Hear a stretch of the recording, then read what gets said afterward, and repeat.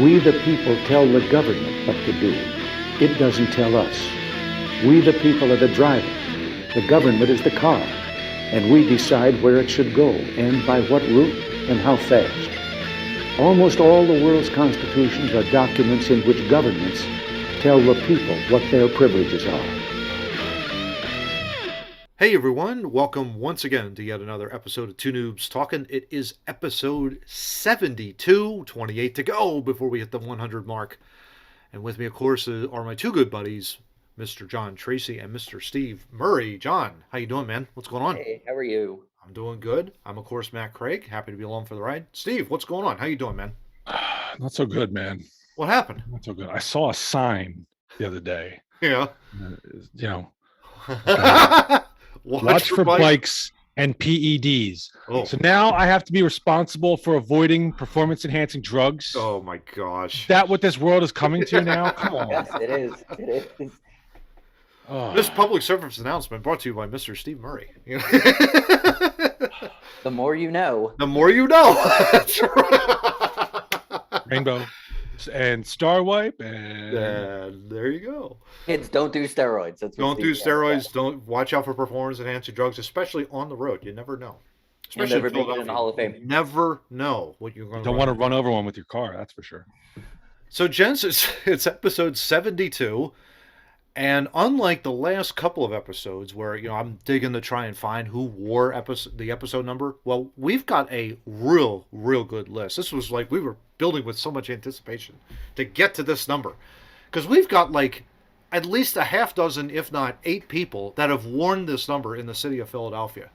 On the Flyers. This will make up because the next two numbers probably won't have many. Oh, yeah. It's going to be terrible. And just spoiler alert, it's not Ryan Madsen. So you got Flyers, you've got Rob Zepp, who the Zepper. One for the Zepper. I even know who he is. Yeah, I think it was like for one season. I think it was like 2014-15, right, Steve? I think that's about right. Yeah, in that time frame, yeah. And I want to believe that was the season where the Flyers were getting absolutely decimated with injuries on the goalie side, but he didn't last long. I don't think that's right, but he did not last long. That's for sure. Well, it was only for 1 year. Yeah. Yeah. And then David Koshe, right? Koshe. There you go. His better brother plays for the Anaheim Ducks, or at least did. That's such a Philly thing to do. Have your better brother play for a Western Conference team. Yeah. That's a Philly thing to do. That's terrible. That's awful. But then on the Eagles, we have like basically 5 guys that have worn that number. Dave Alexander, and he was not a very good offensive lineman in the mid to late 80s and 90s. That was just not very, very good. But then you have Trey, solid left tackle, right? Top pick, tying along with Runyon, one of the best tackles they've ever had. And then second was really Big V, Super Bowl champion, 2017. Talk about another good player. Yeah, real solid. Then we have like Cedric Thornton, who was kind of like in between, I think he was tail end Andy Reid era, if I remember correctly. I don't remember him at all. And then there was one that Steve really loved. Go ahead, Steve. Who was it? Oh, what's his name again? Good old Dick Steer. A fascinating name, as you said in pre-production, which I thought was really funny. But anyway, fascinating name. But then we have a Sixer. Finally, we have a Sixer, and it's Jason Capono. So I wanted to kind of like dive in. We kind of were going over this right in pre-production. His Hall of Fame probability. I asked the host prior, what's his Hall of Fame probability? He's played like a good 6, 7 years in the NBA. Which we're going to go through his transaction list in a minute, but Steve guessed, I think, what was it, 4%, right? 4, yeah. And John had 17. I'm going on a run of shitty journeymen. Just get into the Hall of Fame in like 33, and he's going to be one of them. Well, if you're both playing The Price is Right, Steve is the outright winner. John would bust, big time bust. His Hall of Fame probability is 0.0%. Wow. According to He gets no love from Basketball Reference at all. None. No love at all. None. You were telling us he shot 50% from the strike. For one season? For one season, yeah. He led the league in 3-point percentages made. Yeah. This is a fascinating career. I always love like looking into the transactions because it's like, where did this player play? And Capone's career is amazing. He's drafted by Cleveland in the second round of the 2003 draft. A year later, he goes into the expansion draft and gets picked by Charlotte. A year later after that, he signs a free agent deal with Miami. He ends up winning a championship. He was on the bench. That's when Shaq and Dwayne Wade were together. They beat Dallas in the final. So he ends up getting a ring. Third year in the league, he ends up getting a ring. They had a really good team that year, too. They really did. Yeah, they were a fantastic team, yeah. About 2 years later, he signed a free agent deal with Toronto. So he's with Toronto for another couple of seasons. Then he gets Toronto traded. is basically where I remember him from. Yeah. He then gets traded to Philly. That's how he gets 72. He gets traded to Philly for Reggie Evans, so bench player for bench player, essentially. Well, it's one of the greatest trades in history. I never knew where Reggie Evans went. Now I do. Now you do. He spends 2 seasons with the Sixers, but then basically I guess they cut him because he then signs a deal with the Lakers, and then he gets involved in a deal like 4 months later. He gets involved in a massive deal alongside Luke Walton. They get traded over to Cleveland. So again, he goes back home, essentially, the team that drafted him. He goes back home to Cleveland. But then Cleveland doesn't want him. He gets rid of him in 3 days after that. After the trade's over, he's cut in 3 days. So that was a money equalizer player, is what I'm hearing there. Yeah. Buy out contracts. We're in that season right now. Buy out contracts. Hey, Daryl Morey indicated that he's already got somebody lined up. He just can't announce it yet. So I'm curious to see. I'm super excited about that. Yeah. And then on top of that, we had, he signed like a quick, like, I guess, 10-day contract with Golden State. Never saw the floor, was cut at the end of 2014. That's his career. I mean, to me, that's such a fascinating career. You bounced around the league so many different times. You end up winning a championship, which they can never take away from that. It's like you get this ring. It's like, wow, that's awesome. You get remembered forever. And it's like, the guy was a bench player. He was like averaging like 6-7 points a game. That, I think, would be a great career, to be perfectly honest. Yeah, you're bouncing around back and forth.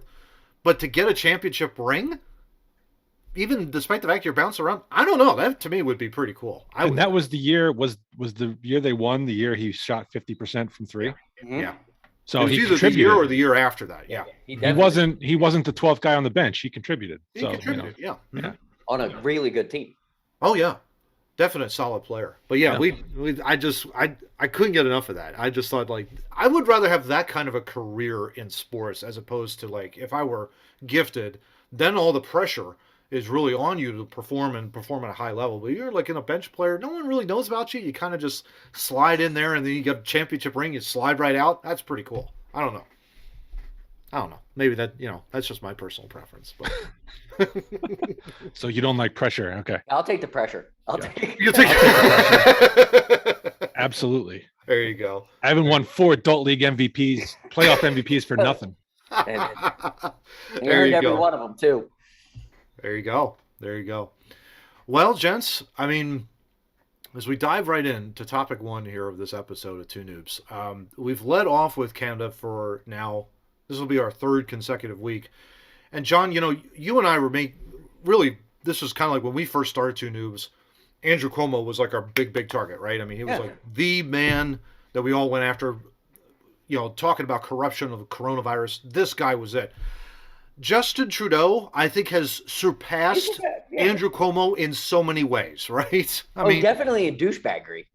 Oh, no question. He's a 97 in douchebaggery. Yeah. Like, easy. Like, he's got the biggest overall rating in that. His smugness to walk up in front of all those people, and I got another person to fire on too. To walk up in front of all those people and blatantly lie with this emergency thing. Oh. And there's another one. I got to find out what her name is. Whoever that lady was in the front row with the mask on that was like rooting him on. I'm afraid of people like that. Yeah. I'm really afraid. People that buy that bullshit, they scare me the most. Oh, yeah. They really do. When they drink the Kool-Aid, yeah.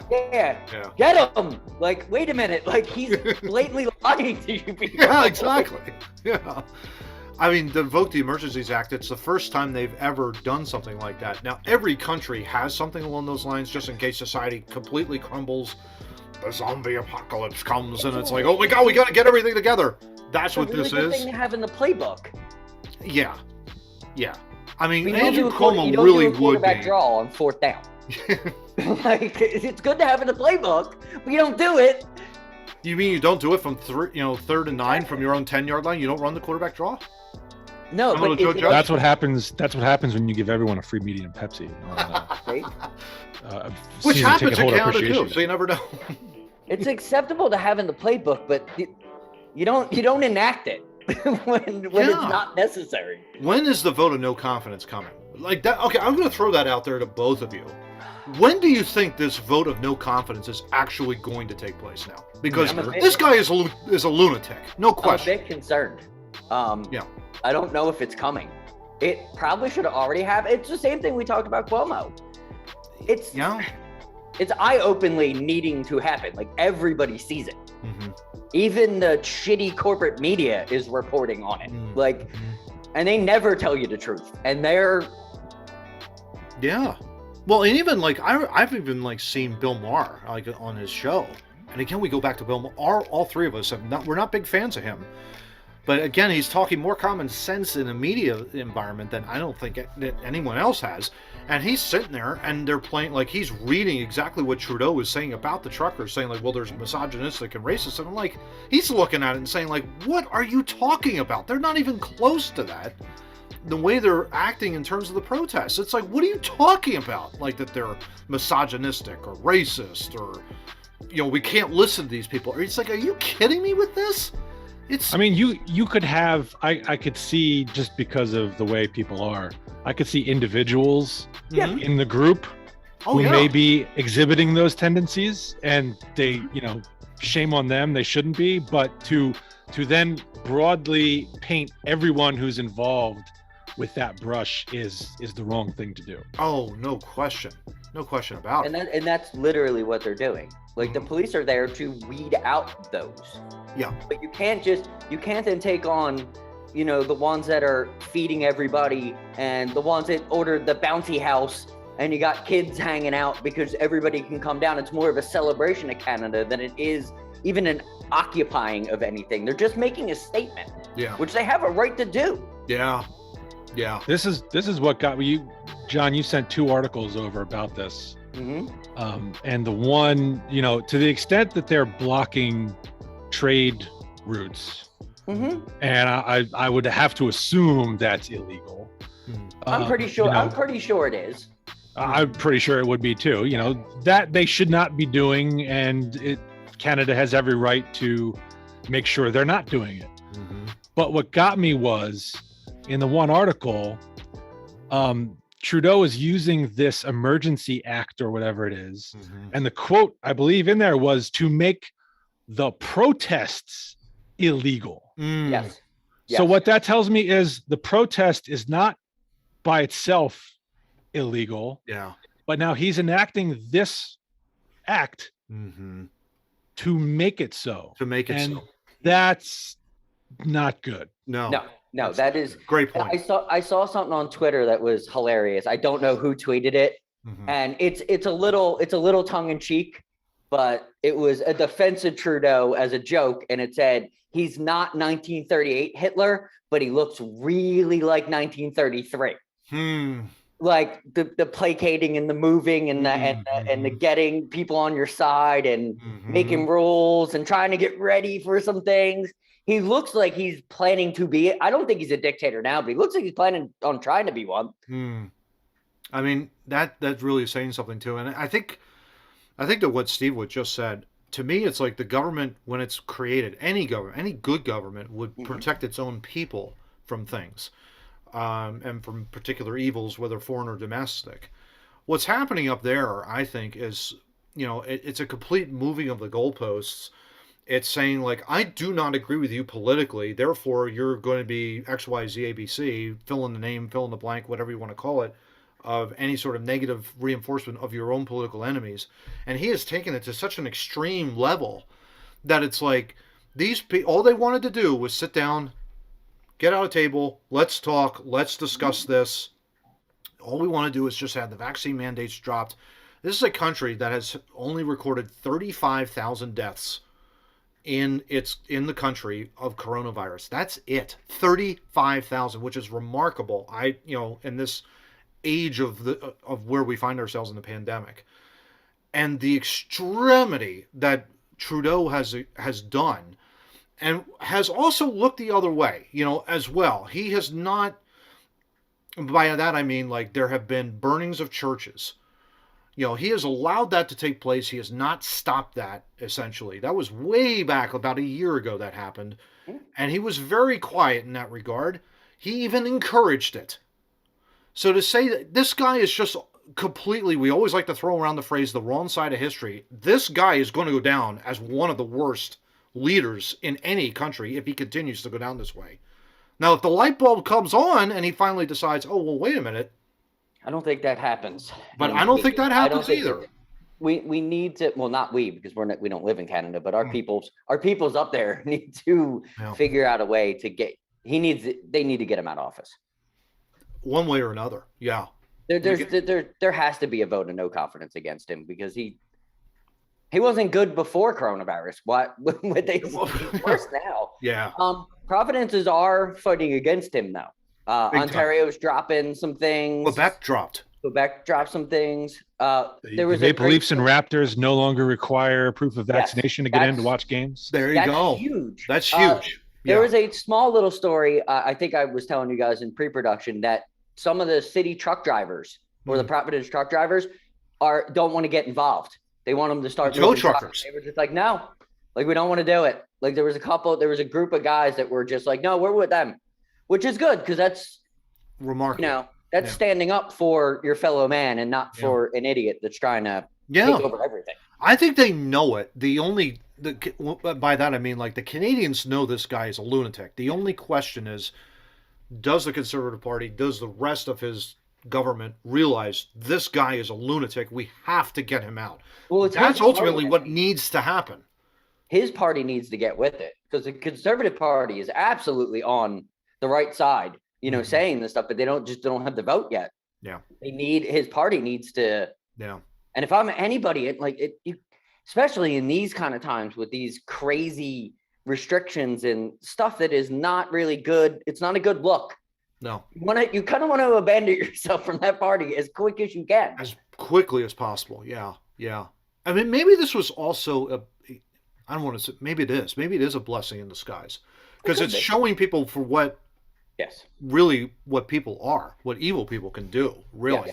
Yeah. When unchecked power gets into their hands, and they will essentially hallucinate and basically think like, oh my God, what am I going to do? And you gotta get these people out. You really do. I don't care if he has cachet or what with his last name. That's not a qualifier for any sort of office. No, it is not. Yeah. But it's a good thing to look. Just a quick self-reflection. What I like to do with the United States, we live in a safer political realm.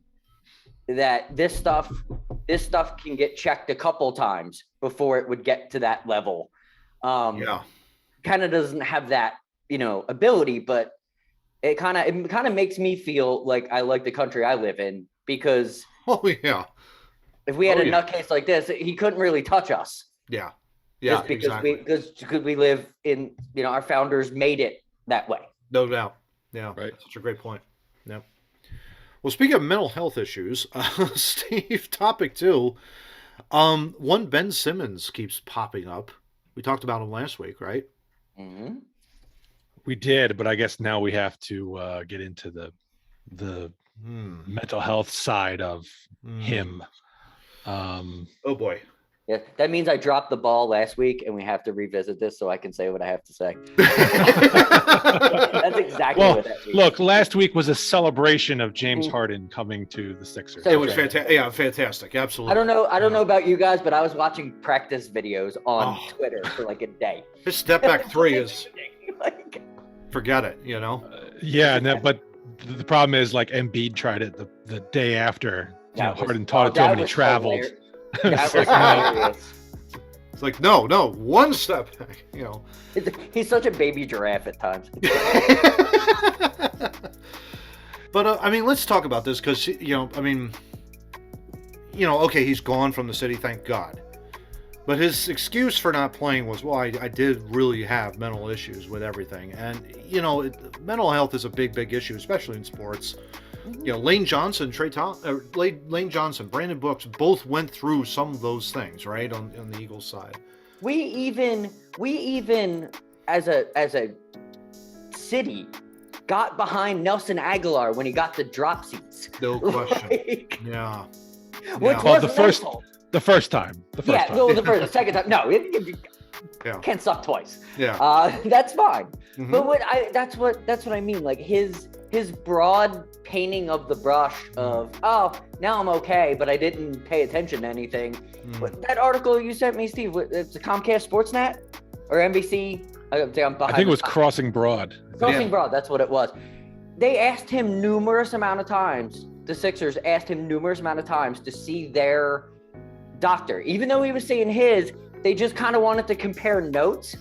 And it took him forever to... It just shows me that it's a bad look. It's definitely a bad look. Yeah. It's a bad look. The issue a lot of people have when they side with him is, oh, well, it's mental health. You shouldn't question it. And to me, it's like the circumstantial evidence surrounding this particular claim of mental health leads one to suspect. Yeah. Okay. And one thing I thought was actually missing from the Crossing Broad article because they did a really good job of laying out the timeline. It's a really good one. Yeah. Okay. It's trade me. Training camp comes. He doesn't show up. They start fining him. So he shows up thinking that's enough to get paid. And they're like, no, you got to play. And then he pulls the mental health. Well, I'm not mentally ready to play. Which, by the way, in his press conference with the Nets, he said the mental aspect had nothing to do with the trade request or anything, which, then what did it have to do with? Yeah. And why is it now over that you've been traded? Okay. Yeah. But what was missing was, forgotten in all this was between when he first came back for training camp. His first excuse was not mental health. His first excuse was, oh, my back. And the trainers looked at him, evaluated him, and were like, nothing. We don't say anything wrong here. Yeah. No. So then right after that came, oh, I'm not mentally ready to play. Huh. That's and what Steve means if people don't know about pro sports, when a trainer checks you out, it isn't like, oh, your back looks good. He's like, go take that test down there. Go take that test down there. Go over here. Come here. We're gonna look at everything. They poke and prod you. If you say your toenail hurts, you are in protocol to get. They check everything aspect. Yeah. Because it's an insurance thing for them. They can't have you throwing your back out. No question. Especially in a basketball court. Absolutely. And yeah. I mean, wow. And that's my biggest point with the Harden thing. Harden has a hamstring injury. People in New York were saying, we don't know if it's as bad. At least Harden and the Sixers are smart enough to be like, you know what? He'll start after the All-Star break. It's not a real rush to get him in here. Let him work it out. If the Nets and Ben Simmons would have did it, it would have made. I'm not saying I know he's lying, but it would at least soften the blow and not spit in everybody's face. What Ben likes to do anyway. So I guess it's status quo. Yeah. Well, it makes me wonder, like, why if you don't want to be here, just say you don't want to be here. Like, why do we have to go through all these different charades? But he says he doesn't want to be here, but he still wants to get paid. Yeah. Even though he's not actually performing his contract. So what's the easiest way to do that? Yeah. Great excuse. Mental health, because that's something it's going to be tough for people to question. Yes. Okay? Because they don't want to look like this day and age. 20 years ago, there was no way that would have flown. No. But now we're a lot more sensitive to mental health issues because of people who legitimately suffer from it, like Lane Johnson and Brandon Brooks. Yep. We should be more sensitive, but we should also be able to call out the BS when we say it. Oh, no question. Yeah. Absolutely. Because there are people who will take advantage of this. Okay. And, there is a difference between having mental health issues and having a crappy day at work, Yeah. you know, Yeah. or being upset because somebody said something. There's a difference there. There's a huge difference. Big time. And the fact that he tried all these other things to get paid before he went to the mental health. And then he was on the mental health, but he wouldn't see the Sixers doctors and wouldn't trade information. And then he goes to the Nets and everything's okay. Okay. By the way, for those who don't know, whenever a trade is contemplated, teams will ask for medical records. Okay, of the people they're acquiring, because they need to know, am I acquiring somebody who's got an injury that's going to be a problem here? Yeah, team doctors look. All sorts of team doctors look over it. Otherwise, they have before the trade's finalized. Yeah, exactly. Otherwise, they can void that deal. That's what they find that there's an injury. Yeah, exactly. Yep. You don't think if somebody's saying they're not playing because they're not mentally all right, a team is just going to say, "Oh, we'll take them anyway." The Nets cool. The Nets looked into. We'll fix them. Yeah, the Nets definitely looked into that. The Nets definitely looked into it, and Ben's like, "Yeah, I'll play." And any time they're taking now is they could claim for mental issues, but really what it probably is getting him back into basketball shape. Oh yeah. Because I'll bet you he damn sure wasn't doing anything since he wasn't practicing with the Sixers. Oh yeah. He wasn't doing anything to keep himself in game shape. No, not even close. Yeah. Yeah. I'm really looking forward to that March 10th game. Thank God. If he does play on March 10th, thank God. But yeah, gosh, what a good rinse of bad rubbish. That's all I have to say in regards to that. It sucks. It does. It does. Actually, loaded up a video game with him on it. I was going to play a little bit of the game, and I was like, wait a minute, I got to go to the rosters and get rid of him because I can't play with him on TV. I don't even like him in a video game. He's mentally ready to handle Ben Simmons on a video game. I have to get this dude off my team. I can't even play right now. I'm just trying to get a quick game in. That's what again, mental health is a serious thing and we should treat it carefully. But when you play it the way Ben played it, there's a lot of questions, and everything unfortunately adds up to there's not really a fire where the smoke is here. Yeah, unfortunately. Yeah, exactly. And to be fair, I don't think there is with Harden either. But I just think the Sixers are smart enough to be like, hey, he did say he had I'm not saying he's not hurt, but I don't think it's as bad as it is. But I think the Sixers are smart enough to be like, hey, I'll start after the All-Star break once that thing's 100%. Yeah, I wouldn't say he doesn't have a hamstring injury, but maybe was kind of, you could have played if you really wanted to get out there. Yeah. If it's a playoff game, do you play it on it? That kind of a deal. Yeah, probably you do. Because you hear people are always nicked and banged up and, heading into the playoffs. And when they go in, it's like, well, it's a playoff game. I'm playing no matter what. Do whatever you have to do to get me ready to play. And I'll do my best to, give it my all. But it's a smart thing for the Sixers to give James Harden time to acclimate. Doesn't make him look like a fool. Yeah, because, you're not throwing him into the fire. Setting out for the Nets, it doesn't make him look foolish. Because that's what, in the end, that's what the Nets and Ben Simmons done. They made Ben Simmons look foolish. Yeah. And that sucks. on top of that, too, if you think about it, guys, who's to say that if Ben doesn't, win in Brooklyn, does he play the mental health issue card again? My answer would probably be, yeah. I wouldn't be the least bit surprised. I mean, Brooklyn is not an easy place to play. New York is not easy to play, just like Philly isn't easy to play. They're not going to put up with the dumb stuff that Philly will. If you're in the playoffs and all you're doing is passing, and you're not taking over a game when you could easily take over a game with your size, your ability, you're getting better at free throws. So they don't hack you, so you don't waste. You have to sit on the bench. Like, New York's going to get a hold of that and not be very happy. That's almost like you want to have, like, Ben play in Oklahoma City. kind of out in the middle of nowhere. That kind I of. mean, didn't he switch colleges too, or was he at the same college the whole time? No, he was at LSU the whole time. Yeah, he was only at 1 LSU year. the whole time. Yeah, He was one and done. It was a one and done. Oh, okay. Well, there you go. Yeah. But John, you bring up a good point. That's what people and Brooklyn fans seem to be missing in this whole thing is like, oh, he's a great defender and he's going to be able to facilitate to KD and Kyrie and blah blah blah. Okay, but in the fourth quarter, Game's he's going to get fouled a shit ton of times because they know he ain't making all those free throws. Yeah, oh yeah. And his free throw percentage, if I recall correctly, his rookie year was actually really good. Yeah. And I believe it's steadily declined to where last year he was like 50% for the regular season, and then he was something like 33% in the playoffs. Yeah, I'm looking that up right now, actually. But they'll keep showing you. ESPN will keep showing you him practicing threes like they did in Philly for the entire year. But he won't take one in a game. I know he can make it.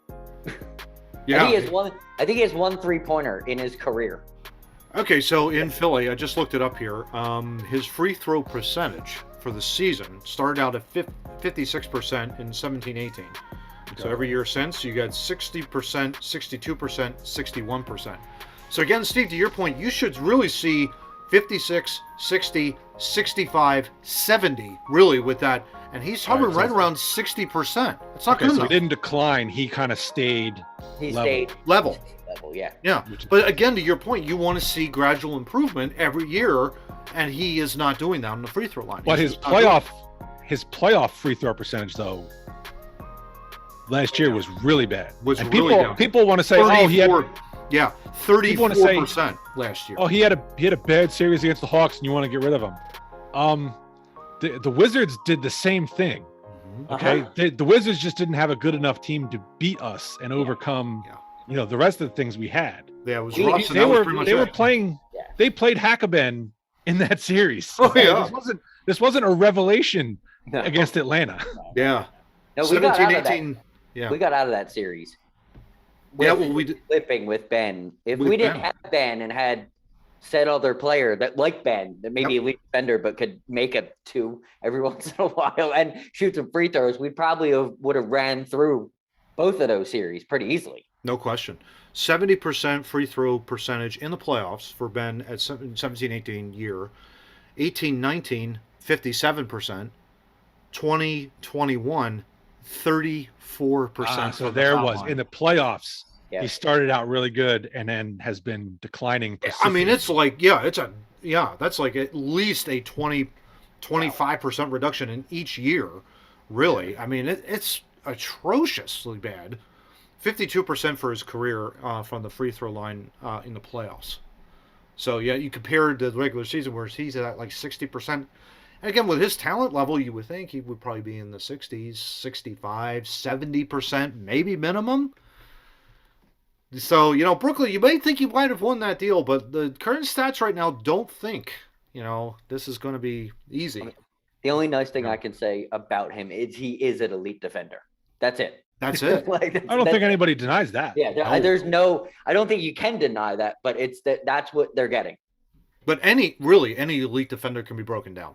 Yeah. It just is a matter of that's where you throw in any sort of play that can, break up his defensive play. He's one guy. He can't guard everybody. Can't guard everybody. Okay, so you put him on your best player. If a team is deep and they've got 2 or 3 guys who can score, I'll take Kyrie on my second best player. You kidding me?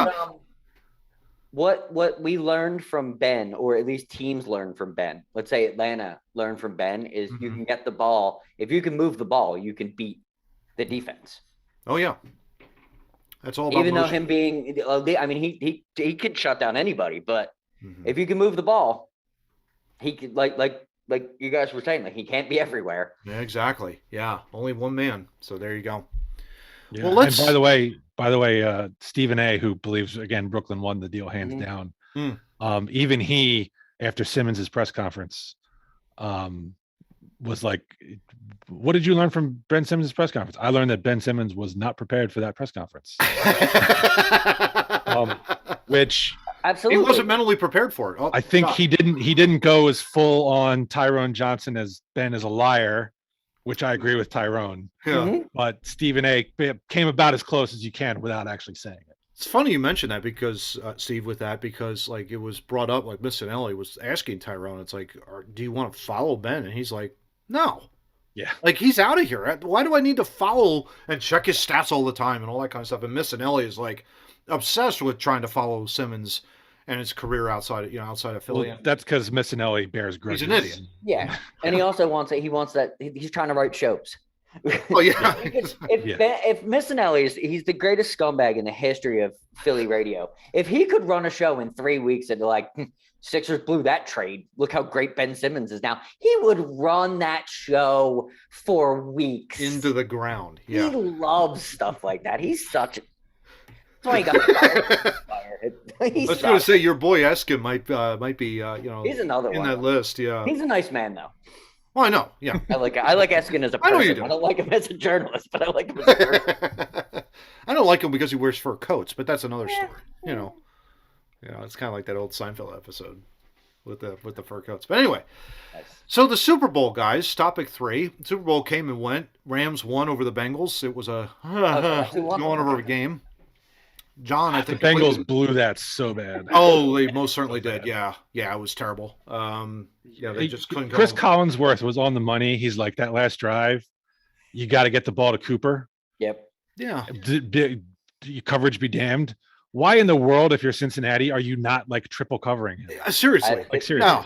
There's no reason that Stafford should be able to throw a lob pass to him in the Cooper end Cup. zone Yeah. with the Super Bowl on the line. That's just bad. I mean, and coaching. they just went right down the field. It was just like it just sucked the life out of the rest of that Super Bowl. It was terrible. But there the were refs some asserted themselves, and well, at least Aaron Donald might retire. That's the new rumor now that he, because he has his ring finally, that he would retire. So we'll see. I didn't think he had been around that long that he would want to retire. 30 I don't years know how old, old. 7-year career, but it's like, hey, if I he don't wants to think- leave, no problem. I have no problem with that. I do not begrudge players, especially in the NFL. Yeah. For as much as I hate the NFL and how much just taxing that puts on your body. Oh I don't yeah, know anybody like what 5, 6, 7 years and you're happy with your career? yeah. Get On a out. Super Bowl, yeah, why not? Yeah, the money's good. The money's good. You got your chip. And you got your ring. Yeah. He's a good-looking kid that knows the sport. He could go pop Probably right a in the defensive TV. line coach Perfect. somewhere. Yeah, exactly. Yeah. By the way, The Rock did not need to be there. I'm sorry. No. I was so done No. with these pregame shows. It dragged forever. I was like, we're getting ready to kick off. They're on the field ready for the kickoff, and you got The Rock cutting a promo. I'm like, dude, come on. Dressed as an Sorry. eggplant. Yeah. Dressed as an eggplant. If he wore a green hat, that'd have been the greatest meme ever. He lost an opportunity to look like an eggplant. Just green hat next time, Rock. Yeah, come on, man. Days. Yeah. He did not need to be there. The best thing I can say about the pre-show is that I don't even know who it was who sang the national anthem, but she didn't drag it out. It was nicely good. done, and I thought that was good because usually they drag these things out in 2 minutes long, and it's she did a good job. Lauren Hart's still number 1 ever. Oh for, yeah. Well, you also have yeah. Whitney. Yeah, also have Whitney, who probably gave the greatest ever. But I mean, and no one's ever going to top her, in a Super Bowl setting like that. But yeah, it And just. thank you, racist Roger Goodell, for giving us a halftime show that nobody that plays in the NFL even listens to anymore. Thanks. You really hit the money on that one, Goodell. Well, hey, you got to make sure it's family-friendly entertainment, Johnny. You know what the I'm saying? NFL sucks at it was bad. everything they do. Yeah, it was bad. So, but the commercials this year, obviously everybody's talking about it. So, the host decided, well, we're going to throw out our best and worst commercials. So, Johnny, if you would, let's cue up this video here. We're starting really, this is without sound because we're not going to hear, we're not going to be shills for these corporations. But the Lay's commercial here, really, with Seth, this is my favorite, with Seth Rogen and Paul Rudd. They're kind of getting, they're together, they're talking about it looks like they're getting ready for like a wedding, and all that kind of stuff, best man, that kind of a deal. And they're going through and all the adventures that they're going through, and with Lay's, and it was really, I thought, really, really funny. Particularly this scene coming up where he tosses the bag. It's the guy right in the face, which I thought that was hilarious. It was and then, of course, the zombie woman, when Seth's moving in oh wow, this is my soulmate. And then it's like, oh, okay, this is going to be pretty cool. Next scene, they're together. That means yes. Yeah, it means yes. Yeah. Seth Rogen's so happy. Look at me. Look at me. Yeah, I thought that was a good one. Yeah, Yes. it was really, really funny. So then the next one here, going through it, I think is going to be the Rocket Mortgage one with Steve. Go ahead and take it there, bud. Yeah, This so one's your this, favorite. this I loved this one. Mm. 'Cause it starts out like you think this is a Barbie dollhouse commercial, which is weird for a Super Bowl ad, but then it turns out it's for a Rocket Mortgage, and Barbie's like got to get a mortgage for her home, which again is like not the. But then you get better offer Betty and cash offer car and all these like other house flipper skipper. That's Skipper the was one. great. Yeah. Yeah, so they're like all these other people who are bidding on the house, and she's like, "Oh my god!" Oh, no. But the best part about this one was the He-Man castle that comes up after. That's like the neighbor, and it's like, oh, the bones in this house are good, but the neighbors are bad, and we see Skeletor. that got me the most. I thought this one was really well done and played on some like kid friendly nostalgia. I thought that was great. That was really cool. Kind of nice, neat throwback. Yeah. Oh, it's good for my glutes. And then Johnny's favorite one here with Alexa, right? John, go ahead. Oh yeah, this popped me a couple of times. This is what we were talking about when we were talking about the advertising and everything. This is my fear of what happens when you give your entire life to the computer. It's hilarious. Like she's in one scene, she's talking about how she cooked this whole thing together, and then Alexa just outs her that she got it all at the grocery store pre-made. My favorite here too is like when they're waking up in bed. Of course, like the breath is really bad. It's like reminder to get mouthwash. And that kind of thing. It's like it's constant, which is it's just Alexa telling the truth, but they're lying to each other. Yeah, this really does play on the fear of the next step, because it is listening, and you'll say something near your computer, and the next thing you know, there's an advertisement about it. So this is the next logical step. Yeah, not even have to come out the mouth. This one was great too when it was like, oh, faking your own death. Kind of popped me pretty good too. I thought they did really good with this commercial. So it was really funny. Yeah. So why don't we go ahead and just skip ahead just a little bit, Johnny, on the video, and we'll go to the bad ones. Because the bad ones were with every good there's bad.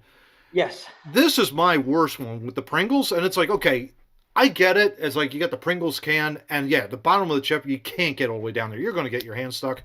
But for God's sakes, he's carrying it around for the remainder of the commercial and throughout his life, and making love to his wife, and consoling her back when she's giving you birth. It's like, what are you doing? Like, come on, man. No, this isn't work. And of course, like the clincher there, where he's dead in the coffin with the Pringles can on. No. Not going to work for me. Sorry. That reminded me of The Simpsons, where Homer gets stuck in the vending machine. Oh yeah. And it's like, Homer, are you holding on to the candy bar? Yeah. Yes. It's Steve's favorite commercial. Steve's favorite one, where we're just looking at a QR code just bouncing around. Boing. This boing, pissed me off boing. so much. I didn't even know what it was. This, right? It's kind of like, this is great. What the hell? It's like, I'm not going to get my phone out and scan it. Right? Oh, my wife and I looked at each other the minute this came on, and we're like, I'm not scanning it. I'm not scanning it either. Oh, I guess we're just going to have to sit here. And then you guys told me that the thing lasted for a minute. Yep. Yeah. This is ridiculous. Why would you pay the kind of money you need to pay to get a Super Bowl ad and throw this up on the screen? To get a bunch of schlubs like us talking about it. And enough numbnuts scanned it that they crashed the website that it led you to. Dude, I'll scan any QR code. I love it. It cracks me up. But no, not that one. That was. And then when it turned out it was for crypto, that was when it really pissed me off, because I hate crypto. Yeah.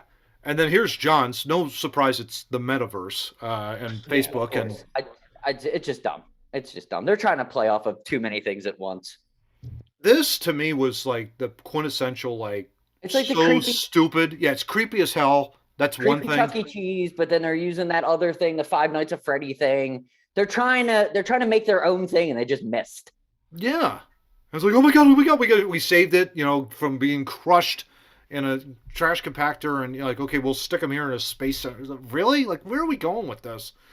And then the clincher, like, he throws the VR thing on top of him, and it's like, he's in this new world. Oh, look at this. And isn't that cute? Man, I wish they just would have, instead of did this commercial, they should have just played all the bloopers of people with the VR on where they're like punching kids and running in the walls. Yeah. Like that would have been more fun.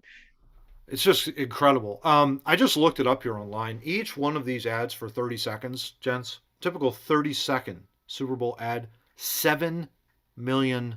So think about that with like the Coinstar, right? That was a $14 million ad. Crazy. For Definitely. A QR code that's just bouncing up and around. Makes me wonder, like, you know what? Maybe we ought to do that, but really negotiate, like, down. Watch Two Noobs talking, but just negotiate that down to, like, 10 cents. Just throw it on the Super Bowl. Why not? I need to work out that QRL code because I already put one out there and it crashed already. We got a couple new subscribers, but it like literally emailed me. It's like, this thing don't work no more. This thing don't work no more? Oh, God. More on that later with our tech department. But, I mean, guys, what do you think, like, with the ads? I mean, those are best and worst. What do you guys all think with them? Were they, if you had to assign a letter grade, what do you think they were overall? Like C+, B- maybe? I say a B+. They weren't the greatest Super Bowl commercials. They weren't like the old Budweiser commercials or the original Geico commercials. Mm-hmm. With the whatever, the caveman or the caveman or whatever. Yeah, or the lizard or whatever. Like, it wasn't epically moving like they were. Mm-hmm. But the three that we picked for top, I B+. Okay. I laughed a couple times. There you go. And that's what it's all about. Kind of popped you. Yeah, there you go. Steve, what do you think? I think overall, probably a C. I mean, I didn't. Maybe just because I'm old, I don't laugh as much anymore. I don't know. I just feel like Super Bowl commercials back when we were younger were just better. Two Noob segment, get off my lawn. Get off my lawn. Yeah. I will say I was pleasantly surprised because every year I feel like maybe 25 to 30% of the commercials are like companies. Oh, look how caring and upstanding citizens we are. We're putting out this tearjerker commercial for the Super Bowl that really makes you stop and think and really conscientious. Yeah. We really didn't have much of that this year, which was there was a far bit more laughter. Yeah. Previous years, which was all in all, the presentation of it was just better than it has been in previous years. Not that I would agree with. Yeah, not near to what we expect from our childhood, but it was they're getting it. Yeah.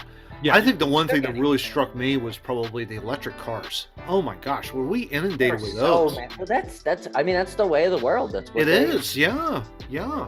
It really struck me. I think just during the course of the game, there must have been at least 3 or 4 different ads where it was like Chevy had one, GM had one, all that kind of stuff, And the Austin Powers, one with GM with the electric cars.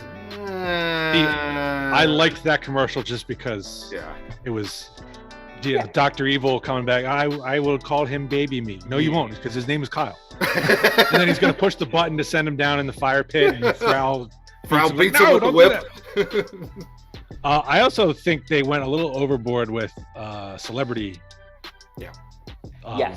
Appearances. I felt like every single commercial had Arnold celebrity in it. Arnold was in one, with the with, speaking of the electric car, and I was like, that, not him. I wasn't feeling it. I think it's just like, what is he going? Like in his 70s now? I think he is. Yeah. God. I mean, that's just amazing. But yeah, I felt him and Selena Gomez were completely like polar opposites. Like that, I don't get. That wasn't. No, it wasn't Selena Gomez. That was Salma Hayek. Salma Hayek. That's what it was. Yeah, I wasn't feeling that vibe. I don't know. I just not very good. Insert random celebrity with Arnold. Take 2. Right. Ding, ding, ding. How this goes. Exactly. Love it. Yeah, exactly. I want to give a shout out to the even though it ended up being for crypto. I liked the Larry David commercial. Yeah. Where he goes through history and is the guy who poo-poos every good invention. It's like, oh, we're going to the moon. Oh, that's so stupid. That's so Why would dumb. you do that? What do you Here's need a that wheel. for? Oh, I'll never take off. I'll never take off. But that might just be because Larry David's a funny human being. Oh yeah, That's a good honorable mention. Yeah, he makes everything funny. yeah, exactly. Yeah, kind of reminds me of that old comedians in cars getting coffee episode on Netflix with him and Jerry. And it's like, if you ever have a chance to watch that, you will die laughing. It's so funny. Just well, so he wrote. I think he was a writer funny. on Seinfeld, He was. and he played Steinbrenner. Yeah, he did. Or at least the voice. Voiceover. I think He he did a voiced voiceover. him. He didn't play him like you only saw the back of his head, but he did the voice for Steinbrenner, which was great. That's awesome. I didn't even know that. That makes him even more epic. John, you got to watch it. It's so funny with the Steinbrenner. I mean, it's just absolutely hilarious. Really, really funny. Where's my Especially the calzone, Costanza? Yeah, I was just gonna say the calzones are great. Good stuff. Yeah. So, John, to close out Two Noobs, you sent us this great article. This is from like a year ago, but like I didn't know it happened, so it's this amazing that we need. Yeah. Why don't you go ahead and just talk about it? Introduce it. Go for it. So I found out just recently, and it was literally happened a year ago. But North Korea decided that they didn't like the traditional basketball rules. So Kim Jong sat down and wrote some new ones. They are North Korea's basketball rules. It's nice to see their head of the country is doing important He's things. doing what he was not entertained. So he made himself entertained now. So first thing he did was slam dunks are now worth 3. That's pretty good. I don't really. I mean, it depends on the slam dunk though. So if Joe gets a rebound, right? And stuffs Gets it a home. rebound and just stuffs it in. Is that really 3-point worthy, or is that 2-point worthy? Well, it depends. Did he posterize Jared Allen? That's worth 3 points to me. That's what I'm saying. Like if he runs through the key and he slams one down, that's worth 3. Yeah. But I don't think like the putback dunk is not worth 3 unless Shaq's doing it, where he gets above everybody. Yeah. I mean, if he rocks the web. Yeah. If it's Spud Webb dunking, that's worth 3. That's probably worth 4, actually. Yeah, I might even give him 7. He gets a touchdown every time he dunks. Exactly. Oh my gosh. So the next one was the 3-point shots are awarded 4 points if it hits the net. Like if it just nothing but swishes through, nothing bouncing off. It rims in, you get 3. If it's like a Larry Bird shot, 4 points. Larry definitely would lead the league. Oh my gosh, yeah. That scoring average with Larry Bird shooting the 3, get out of here. This is my favorite one, and this is actually will move into I want to adopt this into the NBA. 1 point deducted for every missed free throw. Oh God, Ben's in trouble. I love that. As soon as I read that, I was like, see, I love think tanks. There's some crazy ass ideas, but one in every think tank, one slips by, and you're just like, damn, why didn't I think of that? That's that one for me. Ben is in serious trouble at that point. Yeah. That makes the Ben Simmons trade a whole lot better for us. Exactly. And the final one, games can end in a tie, which I'm all for in any regular season sport. I don't need to be up past 10:30 watching a bunch of guys that don't really care in a regular season game. Like, make it 85-85. I can get to bed early. I'm cool with it. Only question I would have for you, if that carries through into the playoffs, what do you do in Game 7 when it's a tie? No, you have to split the trophy down the middle? Like, what do you do? Regular season. Only regular season. Oh, regular season. Okay. Playoffs, you got to play until Tuesday. I don't care. I don't care if we take naps. We got to get a definitive winner in the playoffs. But October 3rd, Sixers, Pelicans. Do you really care if it's 127 to 125? Can't we just finish it at 85-85 and they get a point? Yeah. Yeah, that's probably a good throwaway. Yeah. You don't need to actually get an actual win-loss result. That's my one. So my question to you guys, what do we got for crazy or just rule changes in general? Because I don't think any of mine are crazy. I love it. I just got some rule changes. Well, I guess I can lead off. And I have like an idea really in football, and it's like, the idea of the kickers kicking the extra point from way far back. I'm like, let's get rid of that, right? Let's just toss out the extra point. If you score a touchdown, that's worth 7, right? But you have to go for the extra point from the 2-yard line to get mandatory. Right, it's mandatory. Okay. If you get it, you get an additional point. You get to 8. If you miss it, you reduce a point to 6. So it's 6. Okay. So I don't know what your thoughts are in regards to that, but it's like it's a mandatory go for it and if you get it, it goes to 8 points, and if you don't, it goes down to 6. You still get credit for the touchdown, but it's I like it. kind of a little bit of a. You got to play for that. And, I think extra points are stupid anyway. So yeah, like giving something. Yeah. Yeah, kind of just like a little bit of a risk reward scenario, really. You know, it's like, and that could change the score. It's like if you get a tie game, you have to go for it. And, you know, if you don't make it, you know, you lose by 1, or, you know, you could better win pick by your best 1. play, and it shouldn't be the quarterback draw. Yeah. Steve, what do you got for 1? Well, I've got a couple. I'll stick with football for now. Mine's less exciting than that. I've got more exciting stuff on others, but for football, it strikes me that sort of like in basketball, you get a field goal. It counts the same whether you kick it from the 5-yard line or whether it's a 58-yard field goal, and it's astronomically harder to hit from long range. So I thought, why don't we break it up into like stripes? You know, if it's anywhere like from the goal line to the 20-yard line you're kicking, that's only worth 2. Yeah. Okay. And then 3 is like from the 20 to the 30. And if you kick in like a 50-yard field goal, that's 4 points. Yeah. If you're over midfield, it's like a 60-yard field goal. That'll give you 5 points. There you go. I mean, why not? Throw that in. I also say span it out to left hash, right hash for a difficulty. Oh, okay. So if the spot is a little off, maybe you tween into the 3 to 4, maybe 4 just because of where the ball spots. Like almost make it a color pattern. That's what I would add to it, so that everybody would know like where the spot is. Oh, that's a 4 point. That's make that's it interesting. TV worthy. My football one is easy. Go for it. Take the kickoff back to where it started. The 35. And get rid of the kicking out the end zone. Mine's simple and dumb. That's so boring, John. Oh, you mean the 30? The 30. Hey, I wanted to go back to where it was normal, so I could get some kick returns. You see? Yeah, kick returns back. I love that. Because how many times in the Super Bowl did they kick it off into the end zone and you have people kind of going, you know, they're holding their arms out straight? That drives me nuts. I said, well, then why kick off? Just start the ball to 25, for God's sakes. That's the point. If they're not going to move it back, then they need to just eliminate the kicker altogether because it's boring. One I brought up for hockey last week was, you know, we were talking about it last week, and I threw in there like the -2 player. So it's like if you're on the power play and the team shorthanded goes down the ice and scores a goal on you, that's a -2. You don't get a -1, you get a -2. I'm okay with that. In your box score. Because that's terrible, really. I mean, you're outmanning the people. You should be able to stop them.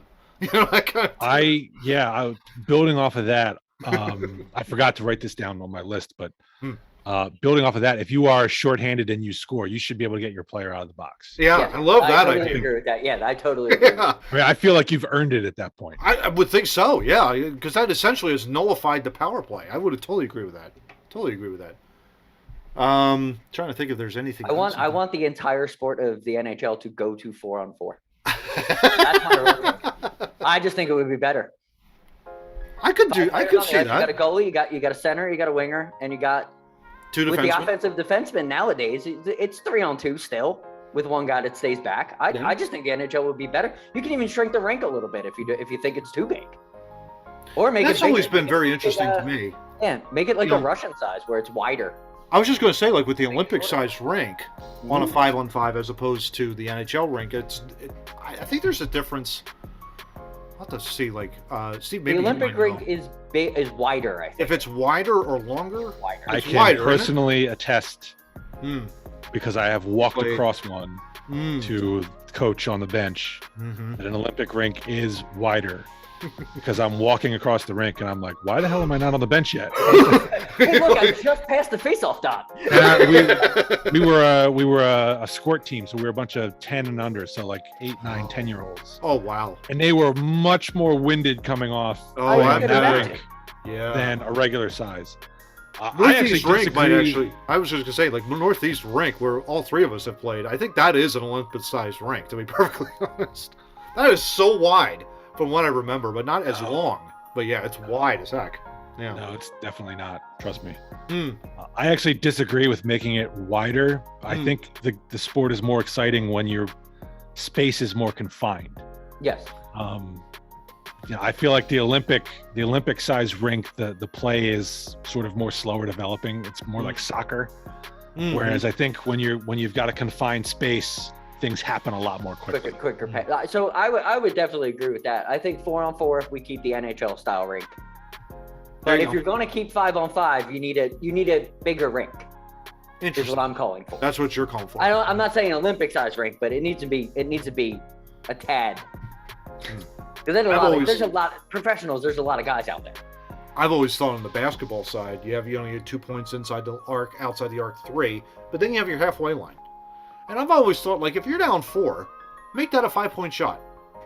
It's like catch, shoot from half court. If you make it, that's great. 5 points. I don't know. Kind of a deal. I would have no problem with that.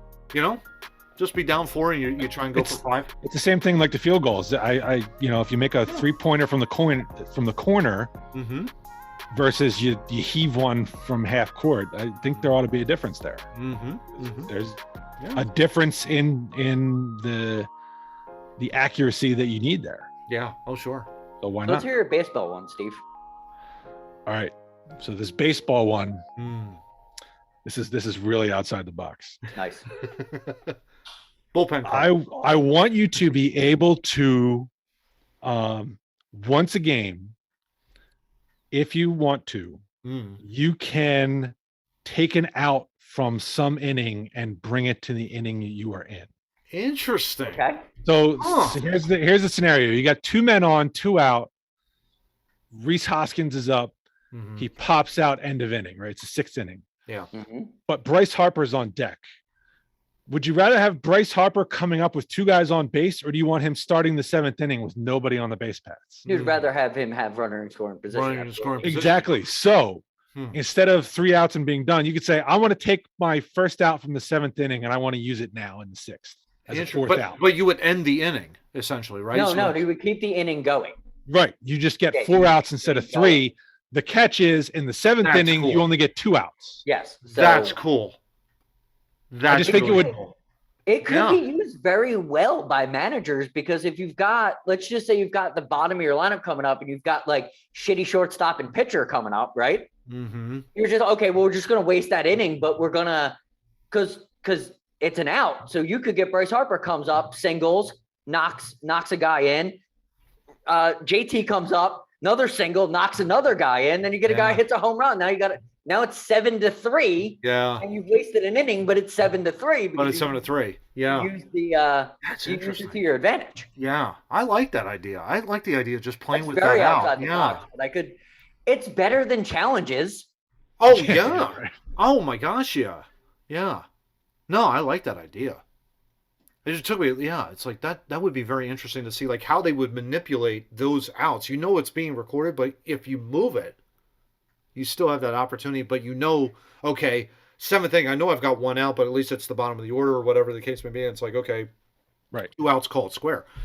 I like that idea. I really do. That's pretty cool. That's really, really cool. Yeah, I just think it would add some excitement. Instead of killing a rally, you could say, I want one more batter, to see what we can do here. And then Bryce Harper clears the bases. And instead of coming up bases empty in the top of the 7th, where, hopefully it's a home run, but it's only going to count you 1 instead of 3. Yeah. But John, it's a nice risk reward too, because you're almost losing. You have a chance to lose an entire inning, half inning. And so there's a big, like, you're not going to enact it all the time. Yeah. You're gonna, no, you'd absolutely be selective where you're going to need it. Right.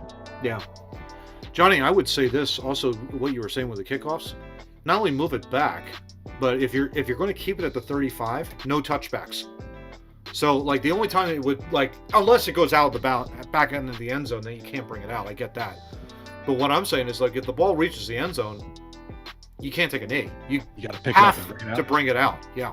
You have to. I'm okay with that. Or do what they do with the indoor football, where they bounce it off the wall and you have to take it. Yeah. It doesn't leave. Yeah, exactly. I'm okay with that too. I just want some kind of in the beginning of, at halftime, Yep. Even if we're still going to do these stupid overtimes, like when the ball is kicked off, there should be a chance that somebody's going to at least do something with it. Yeah. And think about that. That Super Bowl was literally missing thought- a kickoff or a punt return. That really was, and I think that really could have made the game a little bit more exciting. I think the Had that. season misses them. Oh yeah. There was more. People were more, I don't know, inclined to watch more highlights. You can just see ESPN's ratings are going down because all you're gonna watch is guys throwing touchdowns and running. Like you're not seeing the special teams is almost being eliminated. It really is. Yeah. I understand like concussion protocol, but there's, different ways to save people from concussions, and maybe you should work on the helmets and not the rules of the game. Yeah. People get hurt. That's what I don't like about it. There's more injuries on those ones that get kicked out because they're running their hamstrings out. Yeah. And they're going full speed down the field. Yeah. Instead of taking a pop or slowing down because a guy could pop them. Exactly. And playing a more heady game. Like, you don't get hurt when you're involved. Yeah. Yeah, exactly. Yeah. Any other rules changes that we would want before we get the heck out Got of one here, for guys? basketball. Oh, Okay. go for it, Steve. Go for it. Because it drives me crazy at the end of a game when the score is like, I don't know, 5-6 points difference. And it's just an endless parade to the foul line. Oh, yeah. And it just slows the game down so much. So my suggestion is if the score is a difference of, I haven't determined what that difference is yet, in the last 2 minutes of the game, it is make it, take it. So you score, you get the ball back. So you can go on a run at the end Exactly. of the game. Yeah. Exactly. So it encourages you as the losing team. You want to play defense and get the ball and not foul because they make the foul shots. Then they just get, or they miss the foul shot. They just get the ball back. Well, no, that's wrong. If they make the foul shots, they get the ball back, and that's pointless. Yeah, it would for you to do a foul. eliminate- They keep the possession. Yeah. Yeah. Exactly. I like And if that. you're the That's winning interesting. team, That is outside the box, but that could easily work. Yeah. Yeah. I just Especially think if it you're would down make like it- 20. That's what you Yeah. want is the ball. And you don't want to have to foul because it's like, it's pointless because you're walking back the other end of the court. They make their foul shots and it's like you got to go back and keep doing it all over again. Like it. Yeah. Yeah. Eliminate the hacking, which is. Although we really want to hack Ben. That would be the only issue. Well, look, this isn't getting implemented anytime that Ben Simmons is playing, so I'm not worried about that. But then again, the flip side is he misses those foul shots and we get the ball back and it's not that bad. Well, no. I mistake. So if he misses the foul shots, Yeah. The ball's free. Anybody could grab it. So, Yeah, but it's possession. Yeah. but the normal idea is you foul them because you don't want them potentially making three. You don't want them running clock, right? To get two. Yep. So you save as much time as you can by hacking, but if you hack them and they make the foul shots, they get the ball back. So you've gained nothing by doing that. Yeah, it's just possession, and you Love could it. just play it at half court. Ball just Right. goes half court and gets thrown right back in. Gets thrown right back in. Make it, take it. Yeah. All of a sudden Right. you get Now- pressure and you get more excitement in the game. So there you go. Right. Now I wouldn't give you the full 24 seconds every possession. Like after the make, you only get 14. Maybe each possession starts at half court or whatever. But Yeah, you cut off 10 seconds. Yeah. Yeah. Mhm. But I think you that would help definitely- you improve the pace of play. As opposed to like, yeah, you're right. Because as opposed to you're hacking or walking, and it's like, yeah, it just Hacking, slows- walking, timeout, time out, hacking, It's walking, hacking, time walking. out, hacking, walking. Yeah, it's like, oh my gosh, forget this. Yeah, no, that's good. That's good. Johnny, any last? No, I think changes? I I got nothing. the one that, just to reiterate, I'm actually pulling it from the North Korea one. I think it should be enacted right now. If you miss a free throw, negative. Love it. It just makes sense. Wouldn't that be awesome to see like a Everybody would score? start practicing free throws immediately. Oh, could you imagine like seeing a score on your television? Philadelphia 76ers 0, Brooklyn Nets -2 because Ben misses the first two. That would be the greatest line score ever.